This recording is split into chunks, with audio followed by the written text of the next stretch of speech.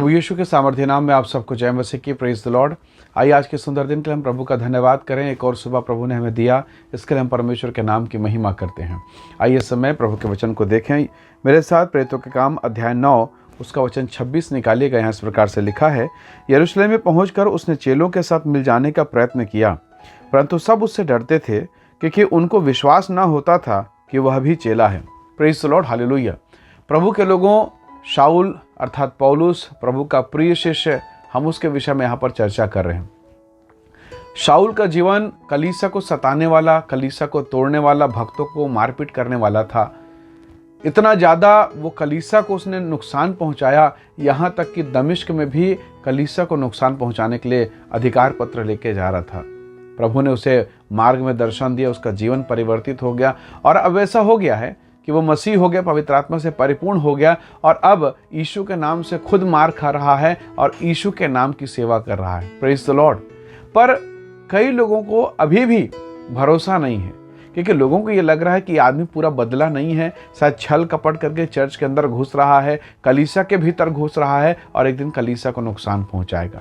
यरूशलेम में जो परमेश्वर के जन थे उनको भी इस बात पर भरोसा नहीं हुआ कि शाऊल बदल गया है, शाऊल बदलकर पौलुस हो गया। किसी को भरोसा नहीं हो रहा है। परमेश्वर के लोगों, कई बार लोगों ने पौलुस से कहा भी कि ये वही है जो सताता था, ये वही है। और आपको बड़ा ताज्जुब होगा, पौलुस ने, यानी जिसका नाम शाऊल है, पौलुस ने कभी इस बात का इनकार नहीं किया, नहीं नहीं मैंने नहीं किया, या गलती से कर दिया, या मैं ऐसा था इसलिए कर दिया। नहीं, उसने ऐसी कोई सफाई नहीं दी। उसने कहा, अपनी पत्री में खुद कहा, मैं वो हूं जो कलीसिया को सताता था, जो यीशु को सताता था।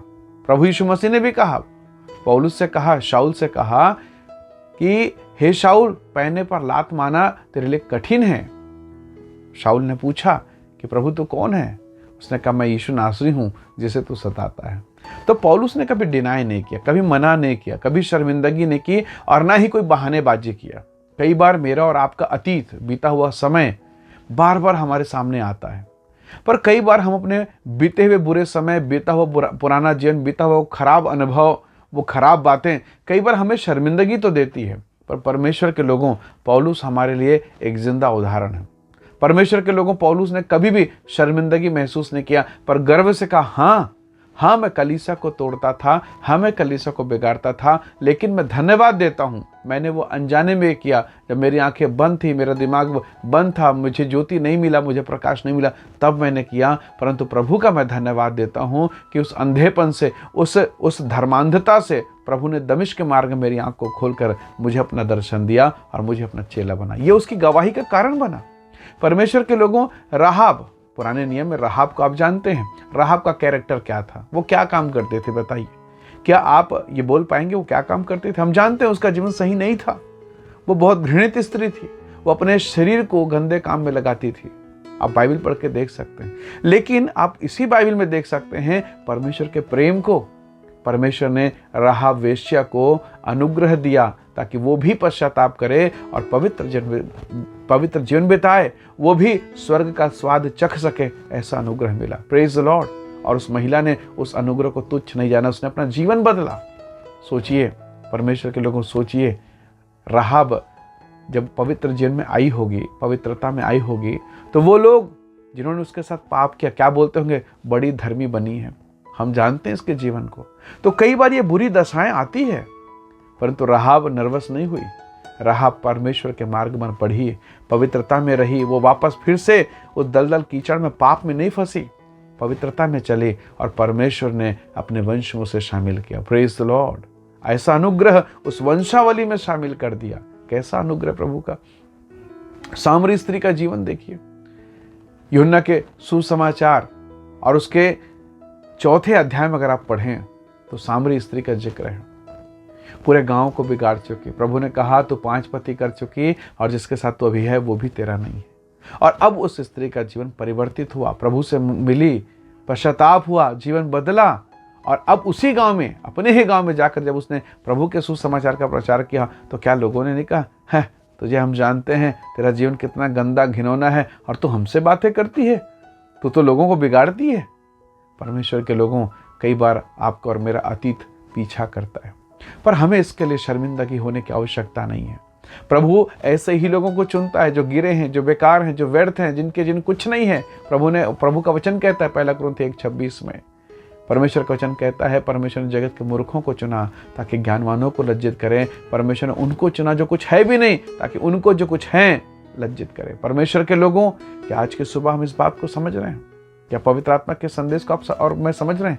कई बार आपको नर्वस होगा क्योंकि आपने गलत किया, मैंने गलत किया पुराने समय पर हमें उसके लिए शर्मिंदगी नहीं, नर्वस होने की आवश्यकता नहीं है।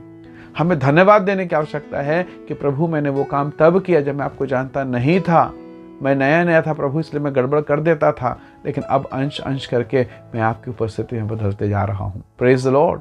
पौलुस कहता, हाँ मैंने तोड़ा, मैंने कलीसिया को सताया, पर मैं धन्यवाद देता हूँ फिर भी परमेश्वर ने मुझसे प्रेम किया। राहाब ने कहा होगा मैंने बहुत गंदे काम किए, परंतु मैं परमेश्वर का धन्यवाद देती हूँ कि परमेश्वर ने मुझ पर अनुग्रह किया। उस सामरी स्त्री ने कहा होगा धन्यवाद परमेश्वर, मैंने कई घर को, कई पुरुषों को, कई परिवारों को तोड़ा, बर्बाद किया, पर धन्यवाद परमेश्वर, आपने मुझे मौका दिया है। परमेश्वर के लोगों, अपने जीवन के कठिन और उस अंधेरे और उस शर्मनाक अवस्था के प्रति लज्जित ना हो, परंतु हम धन्यवाद करें कि परमेश्वर ने उस बुरी दशा से हमें निकाला और अपने पुत्र, इकलौते पुत्र के राज्य में हमें प्रवेश दिलाया है। इसलिए प्रभु के लोगों, यदि कोई ऐसी बात है जिसके कारण लोग हो सकता है आपको शर्मिंदा करें, लोग आपकी बेइज्जती करें, आप बेइज्जत मत होना, आप नर्वस मत होना, आप निर्बल मत होना, पर धन्यवाद देना कि प्रभु मैं सच में वैसा था पर आपकी कृपा मुझ पर हुई।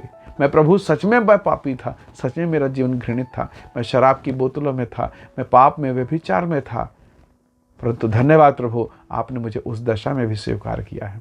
Praise the lord, hallelujah. परमेश्वर का प्रेम अनोखा। इसलिए प्रभु के लोगों, अपने अतीत से, उस बुरी बातों से नर्वस मत होइए, धन्यवाद कीजिए। उस बुरे दौर में भी प्रभु आपके साथ खड़ा था, उसने उस दौर में भी आपसे प्यार किया है। और ऐसे लोगों से भी आप कभी दूरी मत बनाना जो आज नए नए हैं, गिर जाते हैं, गलती हो जाती है, परेशानियां हो जाती है, वो उठने की कोशिश करते हैं फिर गिर जाते हैं। जैसे छोटा बच्चा चलता है, गिरता है, चलता है, गिरता है, और एक समय वो केवल चलता है, गिरना बंद कर देता है। धीरे धीरे नए विश्वासी भी गिरेंगे, उठेंगे, चलेंगे, दौड़ेंगे और प्रभु की महिमा करेंगे। इसलिए प्रभु के लोगों, उन लोगों के भी प्रति आप दयालु बने रहें जो गलत बैकग्राउंड से या गलत चीज़ों से या शर्मिंदगी के जीवन से पवित्रता में आ रहे हैं। हम उनके लिए भी दयालु बने और हम कभी भी शर्मिंदा ना हो, क्योंकि परमेश्वर हमारे सर का, हमारे मस्तक का ऊंचा करने वाला है। प्रभु आपके वचनों के द्वारा आशीष दे। आइए हम प्रभु का धन्यवाद करें। सर्वशक्तिमान परमेश्वर, हमारी शर्मिंदगी में,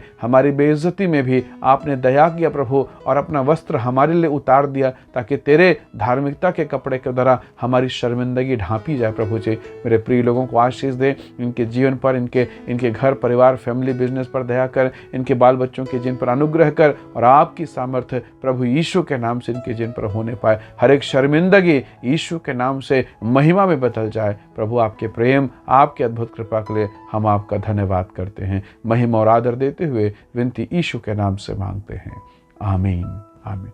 प्रभु आप सबको बहुत ऐसे आशीष दे। बहुत धन्यवाद। जय मसीह की। Praise the Lord.